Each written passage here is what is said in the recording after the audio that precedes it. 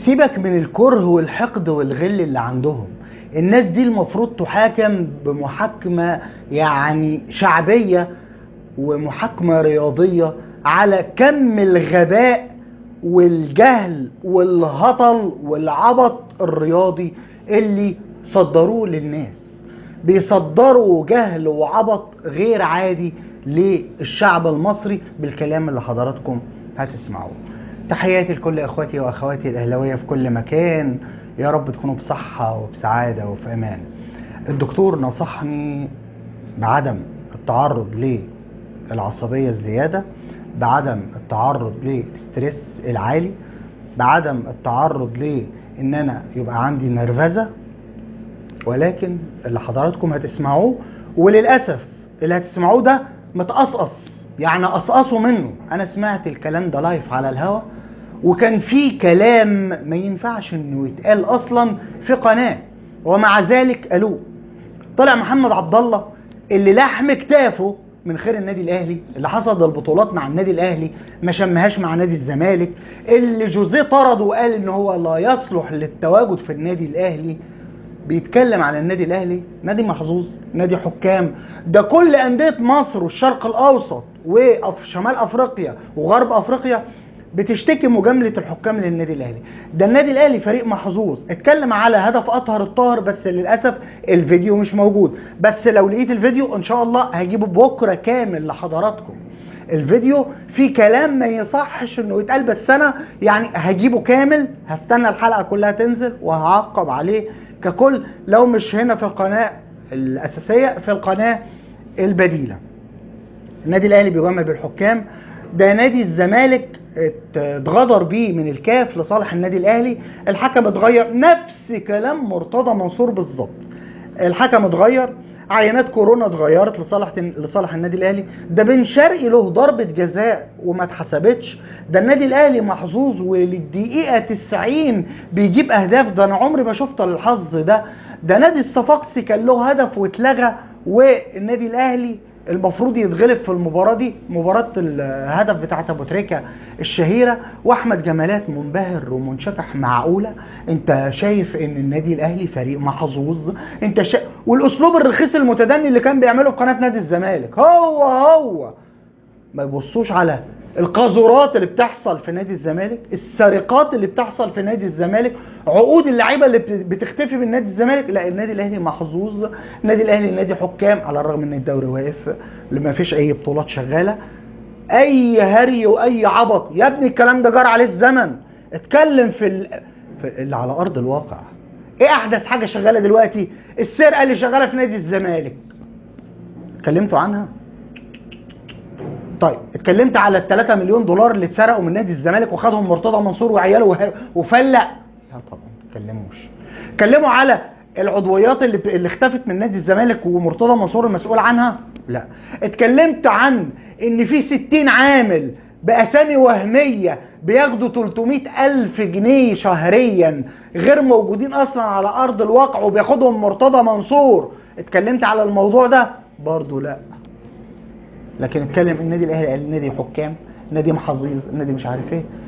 شغل والله العظيم. الرد المناسب على الناس دي هو الفاظ زائد 80 زائد 90 سنه، يعني اللي عنده 90 سنه بس اللي يسمعها. لكن احنا ناس مؤدبين، مش هنقدر نتلفظ على هؤلاء. طيب مش هطول على حضراتكم. طبعا انا جايب لكم الفيديو وردت لكم بالحالات التحكيميه جوه الفيديو. احنا لما بنجيب حاله، انا ما بقولش رايي، انا مش حكم، انا بجيب لك الحكم بيقول ايه. طيب تعالوا نطلع ونسمع ونشوف قعدة المساطيل وقعدة الغرزه، وتعالوا لي مره اخرى عشان في كلام كتير ما اتقالش هيتقال. بس طبعا اللايك بتاعك مهم. لو ما عملتش لايك اعرف ان الفيديو ده محدش هيشوفه غيرك انت و2 3 تاني وخلاص. لو ما عملتش لايك، لان اللايك مهم. انا مش عارف انت ايدك هتوجعك لو عملت اللايك. اللايك مهم بالنسبه لك انت كاهلاوي. صوتك هو صوتي، انا هو انت، انا من غيرك لا حق ولا لا شيء، وانت المفروض تساعدني علشان الفيديو بتاعي يرتقي. انا مش عايز اكتر من كده. الفيديو لو ما ارتقاش ووصل للناس، انا مش هقدر اكمل معاك. انا عايزك انت تبقى في ظهري سندي. فعشان كده بقول لك اعمل لي لايك وشير للفيديو بس. ولو اول مره تشوفني، اول مره تخش قناتي، تشترك في القناه وتفعل زر الجرس وتختار كل الاشعارات عشان ما فيش اي فيديو يفوتك على قناتنا وقناتكم، قناه كل الاهلاويه على اليوتيوب. وما تنسوش ان انا سايب لكم لينك القناه البديله اسفل هذا الفيديو ومثبته في اول كومنت، يا ريت حضرتك تشترك فيه، تشترك في القناه وتفعل زر الجرس وتختار كل الاشعارات. القناه بننزل هنا فيديوهات مختلفه عن هنا تماما عشان ما تفتكرش ان احنا بننزل هنا زي هنا. تعالوا نطلع ونسمع ونشوف احمد جمالات مع محمد عبد الله وقعدة الغرزة ونرجع نكمل كلامنا. يلا بينا. لا ما تعرفش والله. يعني لعبت كان ليا شرف لعبت. ايه الاهلي حظه مش حظه؟ رجع تاني؟ ايه الاهلي حظه مش حظه؟ ما مش هسيبك يعني ايه؟ لا لا لا بلس 90 ده حظ يعني؟ ولا في واحد يقول لك ده جرين ده روح، يعني النادي الاهلي بيلعب لاخر ثانيه، بيلعب لاخر دقيقه، ده النادي الاهلي. هو طبيعي. بص اي فرقه في العالم علاقه الحظ بقى بده. اي فرقه في العالم بتلعب لاخر دقيقه، انما ان انت توصل لكم من المرات، كم من السنين ان انت مثلا في مباريات مهمه وبتخلص في التوقيت ده، يعني سبحان الله. يعني مش في حاجه يعني كل مجتهد نصيب، كلنا بنجتهد، بس الحظ لو مش محالفك او مش من حليفك بمعنى صح. هل النادي الاهلي من اكتر الانديه حظا في العالم كله؟ انا من وجهه نظري ايه؟ انا من وجهه نظري يعني انا بحب فكره ان انت بتتابع كل دوريات العالم في الغالب، يعني انت بتقول لي الدوري الالماني والدوري الانجليزي والدوري الاسباني والدوري الايطالي، يعني انت متابع. طبعا. هل شفت فريق عنده حظ النادي الاهلي؟ لا خالص. في اي دوري يعني من دوريات اي دوري، حتى في الدوريات العربيه، يعني مفيش فرقه معروف عنها ان عندها الحظ ده؟ لا خالص. انت متابع، هات اي فرقه في شمال افريقيا بيبقى محالفها الحظ بالشكل ده. هات في اسيا مفيش. في انجلترا هو اعظم دوري في العالم كله. اوروبا يعني قصدك؟ ده بجيب لك انجلترا بس، انا بجيب لك الدوريات مش في اوروبا بس، انجلترا. تعالى فرضنا ممكن الدوري الاخر نفس وشغالين عادي وما ممكن يخسر دوري يعني. طب دي ظاهره، انت كلامك كده يبقى كده بتقول ان الاهلي عنده حظ مش موجود، مش على فريق في العالم. لا مش موجود. الريال نفس الحل مع برشلونه، مع ريال مدريد، الدوري الايطالي اليوفي، نابولي، يعني كل الفرق بتلف عليها مره واحده، بس ما فيش يعني توقيتات الاهداف اللي بتيجي النادي الاهلي ومباريات كتير جدا في التوقيت ده، يعني حاجه غريبه فعلا بجد والله. مش هقول لك على حاجه، مباراه الصفاقس بتاعتنا احنا باشا افريقيا شهيره، وانا كان ليا الشرف اللي لعبت فيها وبيقول لك دي من اغلب البطولات كمان انا لعبتها انا شخصيا. طبعا احنا دخل فينا جول ما فيهوش حاجه خالص، الكوره مش اوفسايد يعني سبحان الله. وفي برضه لقطه ثانيه كده بتاع الحضري مع شهاب مش عارف، في حاجات غريبه كانت بتحصل سبحان الله والله. وان انت تروح تكسب الصفاقس في عزه، الناس احتفلت خلاص، ولو الكوره دي اتكررت مليار مره ابو تريكه عمره ما يعرف يجيبها كده. لا انت دلوقتي بتعترف ان الصفاقس كان ليه هدف شرعي في الماتش ده؟ كان هدف شرعي واتلغى. طبعا الناس كلها عارفه يعني وانا لا لما انت تلعب في النادي الاهلي في الماتش ده وانت احد اصحاب هذا الانجاز وتعترف هذا الاعتراف، ده كلام مهم بالنسبه لنا يعني. وانا هقول لك على حاجه انا كنت جوه الملعب والناس كانت بتتفرج يعني ما شافتش كل الناس شافت. والناس طلعت بعد المباراه وحللت وقالت لو كان في فار وقتها كده كان بص المشكله هنا ان لما انت بتيجي تقول الحقيقه الناس تزعل منك. انما انت تقول واقع وحاجه حصلت زي مثلا كان على فكره في استاد القاهره كان برضه في جول اتلغى برضه لصفاقس السنه برضه في استاد القاهره. كان في جول اتلغى وكان ما كانش اوفسايد. كان الجول الناحيه دي ما كانش اوفسايد. مثلا وقعت كابتن محمد جمال ريشه يعني زقه واضحه انت كده دخلت على الاخطاء التحكيميه. ده انا بقول لك في كل حاجه. يعني انت عارف لما يبقى الحظ محالف ليه من جميع الاتجاهات يبقى لا يعني كل الناس بتتعب، كلنا بنشتغل، كلنا بنجري، وكلنا بنتمرن، وكلنا بنجري على اكل عيشنا من الاخر. في واحد ابن حلال انت عارفه بيقول في ودان الحظ بيروح للمجتهد. ما كلنا بنجتهد والله يا مصطفى، انا عارف ان مصطفى اللي بيتكلم. مصطفى والله كلنا بنجتهد. انت يا مصطفى ما بتجتهدش جوه في شغلك؟ ما بتتعبش عشان تطلع البرنامج ده في احسن صوره؟ قالوا الوقت الصبر بصراحه يعني. رضوان جاي. ما حكمش ليه؟ لما يبقى ليك ضربه جزاء عينك كده وانت يعني وحتى ما رجعش للفار ما استنيتش يعني ما سمعتش، لا يلا لا حكم فار حسب ولا حكم صح حسب. ده فعل الفاعل الوحيد انت شايف في الماتش ده ولا في حاجات ثانيه؟ في وحكم المباراه. انا بقول لك قيس على الكلام. انا بسالك اسئله يعني انت تقول ان الزمالك اتغلب في الماتش ده بفعل فاعل. ايوه طبعا الزمالك طول المباراه افضل واحسن فنيا وبدنيا واخطر على المرمى. والماتش يعني وزيزو ضيع واحده في العارضه بس اللي شحات الناحيه الثانيه واحده الشوط الثاني الشوط الثاني بس. انما الشوط الاولاني نادي الزمالك راكب الجيم، ونهايه المباراه نادي الزمالك راكب الجيم استحواذ على الاقل يعني هو الافضل. وعمرو السوليه جاب جول الاولاني. الاهلي بدا. ويمكن استفاد ان الونش ما كانش موجود عشان عينات كورونا. بالظبط. ما دي من ضمن الاحداث. الاحداث ايه؟ عينات كورونا. يا اشمعنى التحليل ده اللي طلع ايجابي يعني؟ والشناوي كان ساعتها ما اعرفش كان في حد مع الشناوي كمان. يعني هنا ايجابي وهنا سلبي. في حاجه غريبه بتحصل والله. اشمعنى عينه الونش اللي طلعت ايجابي؟ مع العلم ان كان في شك ان عند الشناوي وكان في لعيب كمان مع الشناوي. عبد الله محمد عبد المنعم. انت عايز تقول بقى ان الكاف يعني جاب الاهلي في الماتش ده؟ طبعا. انا بقول لك في حاجات بتحصل يعني ايه؟ الناس ساعات بتقول لك ايه؟ الكوره مش ملعب بس، الكوره بتدور من خارج الملعب، هم فعلا بيعرفوا يديروا. لا قال خارج المستطيل اكتر من خارج الملعب. خارج الملعب. فعلا بيعرفوا يديروا بشكل كويس من خارج الملعب. تكسب البطولات يعني خارج المستطيل. طبعا. طيب في البدايه بس هنعلق على الجزئيه دي، ان الكابتن عادل القيعي قال الجمله دي لما النادي الاهلي كانوا بيجيبوا له حكام توقعوا من الدوري السعودي. كان في حكام اجانب بتحكم في الدوري السعودي، كان طال عمره بيجيبهم مخصوص في لقاءات النادي الاهلي وبيراميدز، وكان النادي الاهلي بيتظلم امام بيراميدز. فكانت المقوله الشهيره للكابتن عادل القيعي ان الحكام او المنظومه او الدوري بيوجه من خارج الملعب، او في بطولات سوف تحسم من خارج الملعب. ده الشق الاولاني. اما الشق الثاني او ده الشق الثاني، الشق الاولاني ان هو بيلقح بالكلام ان النادي الاهلي فاز على نادي الزمالك وكان في ضربة جزاء لنادي الزمالك. المشكلة ان قناة الحدث بتقطع الكلام بشكل كبير، فانا بحاول على قد ما بقدر ان انا اجيب لكم الجمل كاملة، ولكن في جمل بتتقصقص. هو اتكلم قال يعني انا حضرت اللقاء بشكل مباشر في التلفزيون، لكن في اليوتيوب للاسف مقطعينه يعني مفصصينه كده، هو حتت ففي كلام بيطير. فهو اتكلم وقال ان النادي الاهلي فاز بالظلم على نادي الزمالك علشان نادي الزمالك كان له ضربة جزاء لاشرف بن شرقي. اشرف بن شرقي على الرغم ان هو معرقل او واخد ايمن اشرف تحت باطه ونازل بيه، اللافندي عايز ضربة جزاء لمين؟ لاشرف بن شرقي. طيب ما تيجوا نسمع ونشوف كابتن ياسر عبد الرؤوف في قناة الزمالك نفسها قال ايه على ضربة الجزاء اللي لافندي عايزها لنادي الزمالك. نسمع. بعد كده في حاله ثانيه اللي هي الحاله الجدليه، وهي حاله سقوط بن شرقي داخل منطقه الجزاء، وهل هي مخالفه على بن شرقي ولا ركله جزاء. لو كان عندنا ماتيريال كنا هنبين مكان مصطفى فين كان واخد من مكان هاي الحقيقه شايف منه. طبعا الكوره هنا اللي قدامنا ان هي بين الاثنين، ولكن اللي بدا باستخدام الذراع هو مهاجم الزمالك. فهو في الحاله دي هو دي اللقطه اللي هو شافها وبنى عليها قراره ان هي انذار. بعد كده هفكر حضرتك بحاله كان ماتش الرجاء والزمالك مع احمد عيد، وحصل بعد كده ان المهاجم بتاع الرجاء هو اللي خد احمد عيد ونزل بيه. ده الشكل اللي بعد كده اللي حصل.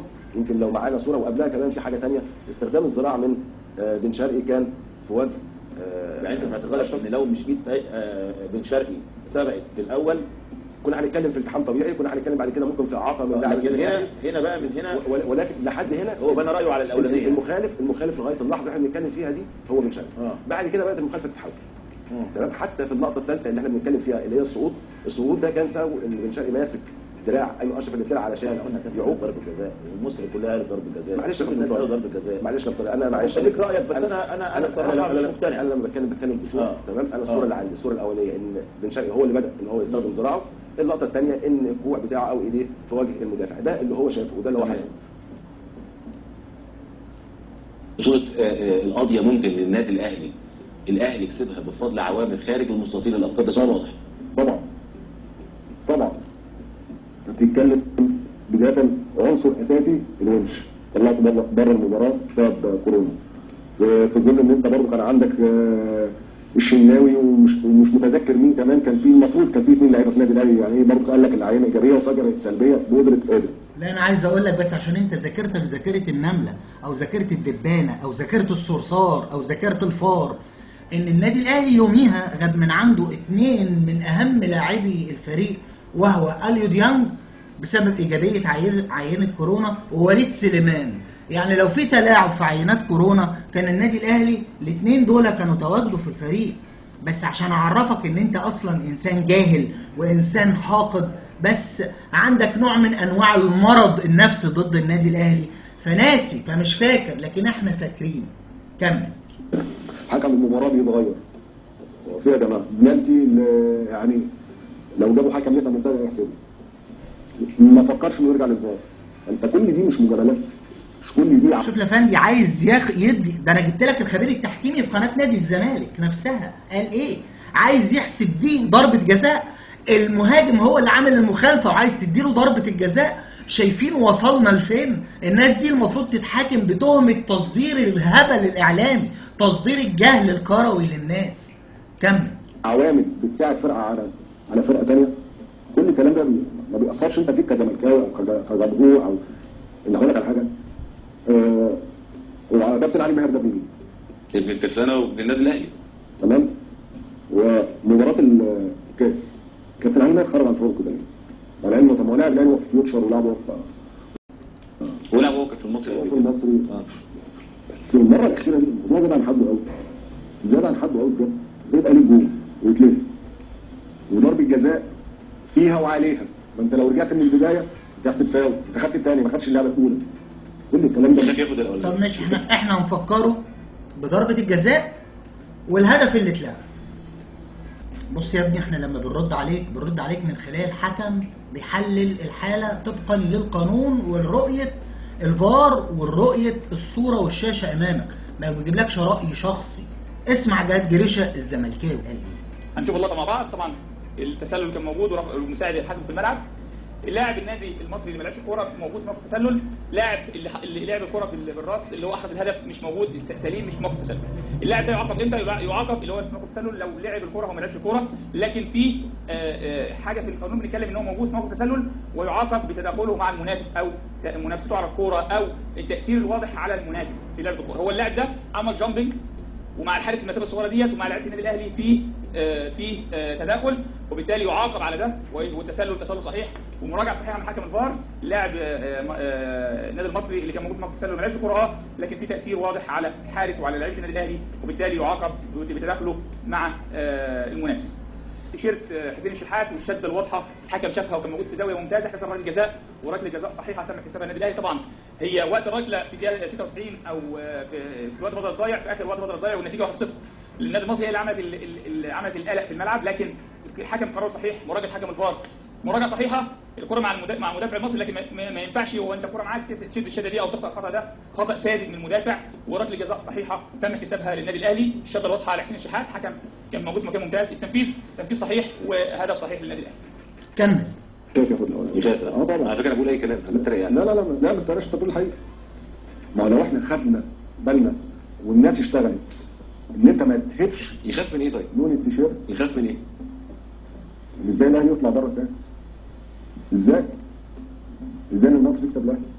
طب ما يكسب الاهلي عادي. احنا اتربينا عادي. طب ما يكسب الاهلي عادي. احنا اتربينا ان النصر يكسب الاهلي، غصب عليه يكسب الزمالك عادي يعني. ده اللي احنا اتربينا عليه، او ده اللي انا اتربيت عليه وانا شفته. ده طبيعي ولا ما عادش ده طبيعي في الكوره. هو عايزه يكسب بالعافيه، لكن الحالات التحكيميه اللي انا جبتها له ان هدفهم هدف تسلل 100%، وان ضربه جزاء النادي الاهلي يعني شرعيه، وادينا وريت لك المسكه بتاعه الشرط، والحكم الزملكاوي جهاد جريشه بياكد على كده، وبرضه مفيش فايده فيه. حد صغير يكسب يعني هي الرياضه ما فيهاش ان الاهلي يتغلب؟ لا بص، لا هنا في الوقت الحالي لا. اقول لك على حاجه والله العظيم، انا ما كان شاغل دماغي اللعبه فيها ايه. انا كل اللي خدت بالي منه السبرنت بتاع كابتن عبد العزيز، قعدت اضحك والله العظيم. بص ما في ده كسر من الثاني كتير، عمل سبرنت ممكن ما يكونش عمله في حياته. انا بدي مستغرب والله. عادي احساسك كلاعب بحكم ان هو كان رد فعله سريع. انت عمال تقول الاهلي محظوظ والاهلي بيكسب بالحكام والاهلي بيتجامل، عايز تقول ايه اكتر من كده؟ انت قلت كل الكلام ده على فكره قبل كده. لو جماهير نادي الزمالك بس هي اللي شايفه كده يبقى نادي الاهلي مظلوم. انما لما تبقى جماهير مصر بكل اطيافها بكل اوعى تقول لي بقى جماهير الرجاء وجماهير الترجي وجماهير الهلال وجماهير المريخ ماليش دعوه على ان دول بيشتكوا برضه. دول بيشتكوا والله والله بيشتكوا. لو دخلت على الصفحات هنا ولو تابعت هنا هتلاقي الناس دي بتتكلم. هو الاهلي عامل كل ده لكل الناس دي؟ لا انا فاكر في حلقه قلت لك ايه، هو النادي الاهلي عامل مشترك في كل حاجه. لا يعني ليه انت بتقول كده؟ يعني هو ده الاهلي ولا عشان خاطر النادي الاهلي ناجح جدا كل غيران منه كل عايز يعني ينال منه بهذه الحجج؟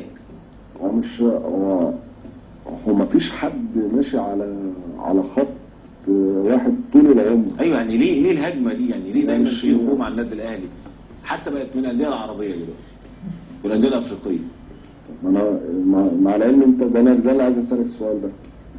يعني انا دلوقتي انا مختلف معاك، وانا طبيعي ممكن يبقى في حاجه بيني وبينك غيران منك، زعلان، شايفك انه كان احسن مني.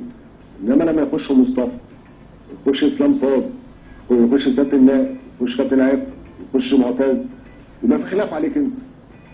ده في حاجه غلط. وكل الناس دي شايفه الغلط، وانت اللي شايف حضرتك بس انت اللي صح. يعني عشان كل الانديه دي يعني كل الناس دي بتشتكي دلوقتي، ولا انا تشتكي من ايه؟ من مجاملات، من ظلم باين، من حاجات كتير بتبقى لصالح مين؟ صالحه هو شخصيا. وانا دلوقتي انا النادي الاهلي يعني؟ طبعا. وانا دلوقتي يعني اقول لك على حاجه. المصري بيشتكي، البنك الاهلي بيشتكي، الزمالك بيشتكي، الاسماعيلي بيشتكي، فيوتشر اشتكى، بيراميدز بيشتكي. بقول لك الزمالك بيشتكي، الزمالك اللي بيحتووه حتى يعني في فلوس، خد فلوس في سرقه وقله ادب ورئيسهم يسرق الفلوس ويهرب ومحدش يقول له انت بتعمل ايه، ويقول لك بيشتكي. نادي الزمالك اللي واخد 2 دوري بالاحتواء وبروتوكول عصام هنائي يقول لك الزمالك بيشتكي. انا بصراحه ماسك لساني بالعافيه. كمل يعني. بيشتكي. دي الانديه اللي انا بعدها اللي جوه مصر. ده اللي جوه مصر. تعالى بره مصر تلاقي برضه في انديه بتشتكي، يعني الرجاء والوداد كانوا بيشتكوا. وما اعرفش مين الترجي اشتكى، وما اعرفش مين يتكلم ومين يتكلم. مع العلم انت مثلا بتيجي تتكلم اللي عليك، يعني انا فاكر الماتش بتاع الرامو لما فضل جاب جول بايديه، وهنا حلال وهنا حرام. اولا في فرق بين تعمد لعب الكرة باليد من ان الكرة تيجي في ايدي وتدخل الجول. يعني في فرق بين اللعبة بدون قصد وفي فرق بين اللعبة بقصد. بس انا همشيها لك. لكن انت ما شفتش العرجون عمل ايه في النادي الاهلي وذبح النادي الاهلي قبل كده قد ايه؟ ما شفتش الكلام ده؟ ما شفتش على مدار سنين طويلة النادي الاهلي بيخرج بتعمد من الكاف علشان النادي الاهلي هو محتكر البطولة وعايزين يدوا البطولة لفريق تاني؟ كل ده انت عميت عنه. ما بتشوفش الموبقات اللي بتحصل في نادي الزمالك. ما شفتش زقة كابونجو كاسونجو في كاس مصر اللي راح من خلالها نادي الزمالك بالظلم للكونفدرالية. ما شفتش جنش وهو راقد على الكورة جوه المرمى والمفروض نهضة بركان يفوز على نادي الزمالك. ما شفتش ده. كل ده انت عميت عنه. كم يعني انا في حاجات كده يعني طب ما انا عارف ان جول الرامو بايديه، وانا كمحمد عبد الله عارف ان الكرة بايده، الكرة فجة وما ينفعش، ونادي الاهلي اتظلم. بس مباراة الذهاب الترجي برضه اتظلم. ما زي ما ليك زي ما عليك. انما للاسف في ناس عايزه طول الوقت ليها فقط لا غير. ما ينفعش تبقى عليها وما ينفعش تتكلم عليها. لو اتكلمت عليه تبقى عدو. ده جمهور الاهلي كده؟ بالظبط. لو انت اتكلمت عن الاهلي تبقى عدو جمهور الاهلي. بالظبط. لو اتكلمت على انا عدوهم، وفعلا ده اللي بيحصل. انا عدوك عشان انا بقول الحقيقه، والحقيقه بتزعلك. انما لو مشيت في ضلال او مشيت على هواك هبقى كده انا حبيبك.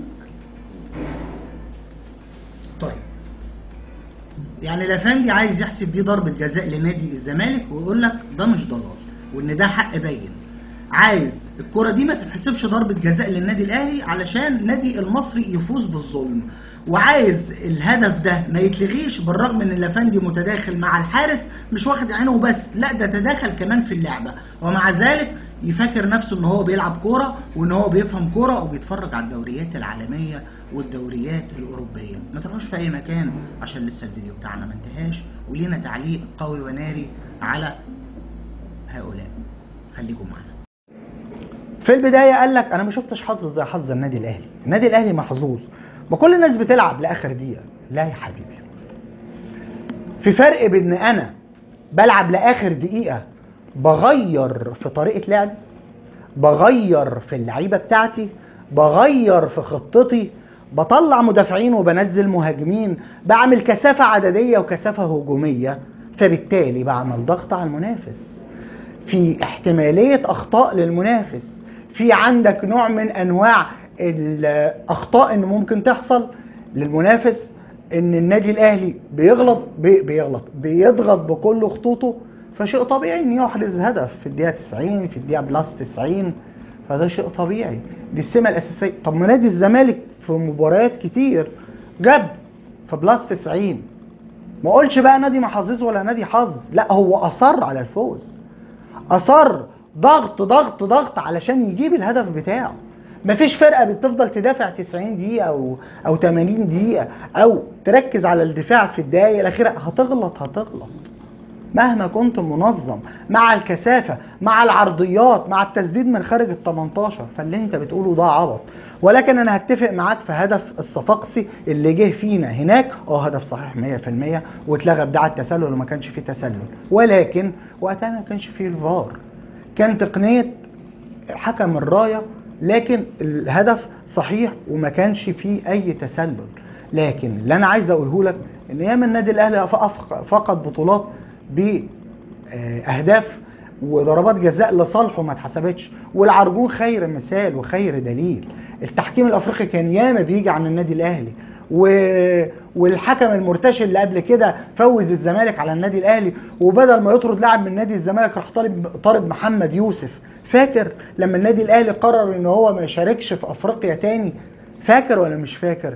ما كان وقتها ماتابيلا الحكم المرتشي اللي الزمالك رشاه. لكن احمد جمال يبص على الموبقات اللي بتحصل في النادي الاهلي؟ لا لا لا لا، واتكلموا بس على النادي الاهلي ويفوز بالحكام.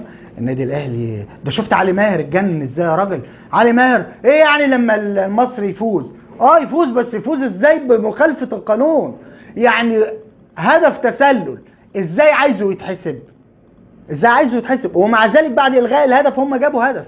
لكن النادي الاهلي استطاع ان هو ياخد ضربة جزاء. اديك شفت الشدة، وكلامي مش كلامي انا، ده كلام مين؟ كلام الحكم جهاد جريشة الزملكاوي.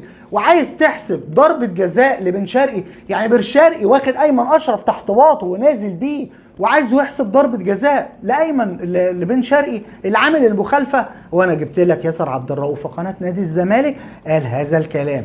مش كده وبس، لا ده انت كمان بتتكلم وبتقول غيروا كورونا والونش ومش الونش. ونش مين؟ النادي الاهلي كان وقتها غايب عنه ديانج، وكان غايب عنه وليد سليمان، الاثنين من اسلحته الهجوميه عشان كورونا. جاي انت بتقول الونش ومش الونش. مشكلتكم ان انتوا عمركم ما هتنضفوا، طول ما قلبكم وسخ عمركم ما هتنضفوا. بس المشكله ان انتوا سيبكم من الحقد والكراهيه اللي ملياكم، لا ده انتوا بتصدروا الغباء والجهل للناس. يا حبيبي ده تحكيم، ده نص قانون. انت ازاي لعبت كوره ودوريات عالميه اللي انت بتتفرج عليها؟ ده انت ما اتفرجتش على دوري كفر ابو بطيخ ولا كفر ابو عجوه. انت لا ليك في الكوره ولا عمرك لعبت كوره. ما هو ده بقى اللي مودينا في داهيه. يجيبوا عيل جاهل يلعب كوره وبعد كده يحطوه في البرامج، يلبسوه قميص وبنطلون، يقولوا له تعالى قول كذا وقول كذا وقول كذا، ويعمل نفسه مثقف وهو زيه زي الديسك اللي قاعد عليه ولا الكرسي اللي قاعد عليه. بس العيب على قناة النادي الأهلي، مش على هؤلاء أو على النادي الأهلي عموما. زي ما نادي الزمالك بيأجر ساعتين في قناة 10 بيطلع عليهم اسلام صادق، وساعتين بيطلع عليهم الواد احمد جمالات اللي طرده مرتضى منصور طردة الكلاب من نادي الزمالك ومن قناة نادي الزمالك. انا بتمنى ان النادي الاهلي يبقى فيه قناة، يبقى فيه برنامج للنادي الاهلي يجيب الحاجات الاخطاء التحكيمية. لفندي ده يتكلم مثلا على مجاملة الحكام لنادي الزمالك، او التفويت بتاع الاسماعيلي لنادي الزمالك، او ضربة جزاء ولا طرد لما ده راجل ده كان مع احمد جمالات، ولا اللفندي اللي اقلهم اتحاد الكوره علشان ما يهبطوش لما انسحبوا، ولا ناصر فاروق لما حضن حسام حسن عشان دخل فيه جون وكان بيفوت لنفسه للزمالك اهداف، ولا رضا عبد العال لما كان بيقول فيه حكم لا داعي لذكر اسمه كان يقول لي يعمل نفسه بيشخط فيا ويقول لي اقع في ال 18 عشان اديك ضربة جزاء، ولا مرتضى منصور لما قال لك احنا اخدنا الكاس بالحكم اليوناني، يقول لك اصل عدل القيعي قال ان في امور تحسم خارج الملعب، وهم ما عارفينش هو قال اصلا المقوله دي ليه ولا امتى ولا ازاي، تيران ولا حد فاهم حاجه، بس ترديد زي البغبغانات وخلاص. وما يعرفوش ان هو قال الجمله دي لما طال عمره كان بيجيب حكام اجانب من الدوري السعودي يحكموا لصالح بيراميدز في الدوري المصري امام النادي الاهلي، فكانوا يفوزوا بيراميدز او يلغوا ضربات جزاء للنادي الاهلي او يحسبوا ضربات او يبقى في مثلا اهداف صحيحه ويبقى الخط مايل. كل ده ما يجيبوش سيرته، ما يجيبوش سيره مرتضى منصور واللي عمله في نادي الزمالك، ما يجيبوش سيرته. ولا عشان اسماعيل بيه صديق مرتضى منصور في البرلمان، حبيب مرتضى، ما يقدروش يتكلموا على نادي الزمالك والسرقه اللي حصلت في نادي الزمالك. يا ابني ده انت عندك ماتيريال في نادي الزمالك تشغلك 10 سنين لقدام، بتتكلم عن النادي الاهلي. بجد الناس دي مش مرضى وبس، الناس دي المفروض تحاكم بتهمه الغباء والجهل الكروي. ده على فكره ده في كلام اتقصقص، ده في كلام مش موجود، بس انا هجيب الفيديو كامل بكره، هجيبه لكم كامل على القناه الثانيه ان شاء الله، مش هسيبه وهعلق عليه التعليق اللي يناسبه. يعني محمد عبد الله بيقول ايه؟ بيقول كفايه بقى، ده كل ده الفرق كلها قالت جاي من النادي الاهلي، ده كل الفرق اشتكت من النادي الاهلي، النادي الاهلي محدش قادر عليه. قال كده بالنص، وانا هجيب الحلقه كامله ان شاء الله اول ما تنزل هجيبها. قال لك كل الفرق بتشكي من النادي الاهلي. تخيل، يقول لك النادي الزمالك بيشكي ومش عارف مين بيشكي ومش عارف مين بيشكي ومين بيشكي. والله العظيم الدكتور قال لي ابعد عن عشان كده انا ما عملتش فيديوهات امبارح، تعبان جدا. قال لي ابعد عن الضغط العصبي والعصبيه وحاول ان انت تبقى هادي. بس واضح كده انا من ساعه ما سمعت الناس دي وانا منفعل انفعال غير عادي، لان الناس دي بتصدر للعيال الصغيره اللي ما تفهمش حاجه الكلام ده وبيبقى راسخ في ذهنها او في ذهنها. يقول لك اهو كان واحد بيلعب في النادي الاهلي، لكن ما يجيبش العرجون واللي كان بيعمله، ما يجيبش ماتابيلا واللي عمله، ما يجيبش الاحداث اللي حصلت ضد النادي الاهلي خالص، ما يجيبش المجاملات اللي حصلت لنادي الزمالك، ما يجيبش جنش وهو راقد داخل المرمى بالكوره، لا يقول لك ده بتاعه ابو تريكه كانت بره ريشه اللي مش عارف ايه. طيب انت ما جبتش ليه هدف كابونجو كاسونجو اللي فيه زقه؟ يا راجل ده ثروت سويلم قال انا جبت له الحكم اللي بيحبه. مرتضى منصور عايز بطوله فجبت له حكم مصري، لكن فرج عامر كان عايز حكم اجنبي ودفع فلوس، قلنا له لا احنا عايزين حكم مصري يدي بطوله لمرتضى منصور. وقد كان كابونجو كاسونجو زق الواد وعملها بدماغه، ما اتحسبتش فاول على كابونجو، لا اتحسبت هدف لكابونجو. وكله يقدروا يتكلموا على الحاجات دي. مبسوط يا محمد يا عبد الله؟ مبسوط وفرحان؟ اللي انت بتعمله ده حلو يعني؟ وتقول بقول الحق، حق ايه؟ حق في ايمن اشرف معمول ضده فاول وعايز تدي ضربه الجزاء للي عمل الفاول. انت يا ابني لعبت كوره امتى؟ انا لعبت كوره في الشارع وبقول. وعلى فكره اتكلموا على هدف محمد عبد المنعم وقال لك حظ ومش حظ، وازاي اللاعب يعمل على الزاويه الاولى الطرايه على الزاويه اللي قدامه ويلعبها كده، ده ما حدش شافها، ده مش حظ، لا ده حظ عالي، ده مش عارف ايه. وانا هجيب لكم التعليق بتاعي بكره، بس ان شاء الله هجيب. الناس دي بص، انا لعبت في الشارع، لا لعبت في نادي ولا لعبت في مركز شباب، لا لعبت في الشارع، كنت بلعب في الشارع وانا صغير. دي لعبه متمرنين عليها يا جاهل. اقول لك على حاجه، شيكابالا مش جاب هدفين نسخه بالكربون في النادي الاهلي؟ نسخه بالكربون جابهم ازاي؟ هل سحر؟ لا، هو متمرن على اللعبه دي، بيقطم ويشوط في الزاويه البعيده، هو متمرن على اللعبه دي. انا عايز اقول لك على حاجه، عمك فلافيو جاب في الزمالك وفي الاسماعيلي الماتش اللي فاصل بنفس الطريقه، هدف بيقطع على الزاويه القريبه ويلعب الكرة ويوجهها في البعيدة. اما انت شفتها وما شفتهاش ده عيب تصوير. لكن لو عايز تشوفها بوضوح اكتب هدف عبد المنعم، ادخل على اليوتيوب اكتب هدف عبد المنعم في الوداد المغربي، هيجيبها لك من كذا زاوية وهتشوفها. بس الناس دي سيبك من الحقد والكره اللي ماليها، لا ده الغباء والجهل ماليها. انا اسف طبعا للاطاله، كان بودي ان انا اتكلم كلام كتير اكتر من كده، بس فعلا انا مجهد جدا جدا جدا وتعبان، وكفايه الكلام اللي اتقال. بشكركم مره واثنين وثلاثه وعشرة. كان معاكم اخوكم هاني الشرقاوي. ما تنسوش تدعمونا بلايك وشير وتشتركوا في القناه وتفعلوا زر الجرس. بشكركم والسلام عليكم.